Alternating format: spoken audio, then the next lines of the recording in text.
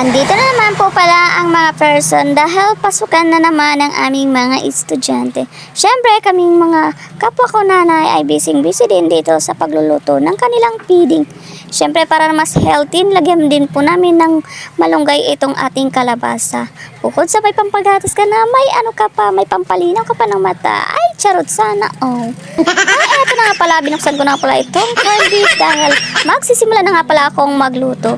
Pero bago nga pala ang lahat, dahil kulang nga pala ang sangkap na nabili na ano namin dito, ay pinabili nga pala muna ako ng mga kasama ko ng kung anong mga sangkap na kukulangin pa. At syempre, pagdating ko nga pala dito, ay ako na ang sunod na magluluto dahil dalawang klaseng putahe nga pala ang aming lulutuin ngayon.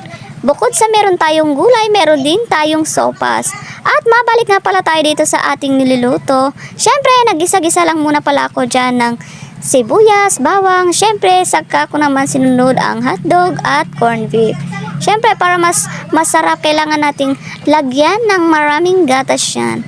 At nilagyan ko na nga pala, isinunod ko na nga pala itong ating macaroni. At kung nakikita nyo dyan, ay luto na nga rin pala itong ginataang kalabasa, guys. Siyempre, kada nanay dito is busy din. Siyempre, hindi lang kaming mga nanay ang busy, pati rin ang aming mga estudyante.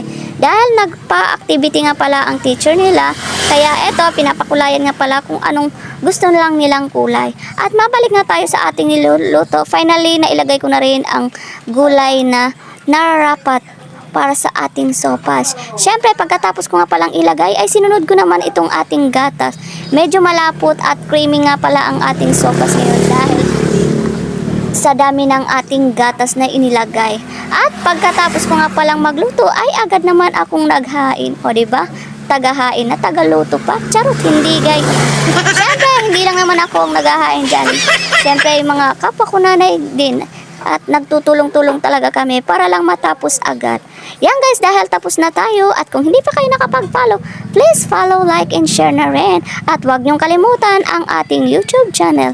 Bye-bye!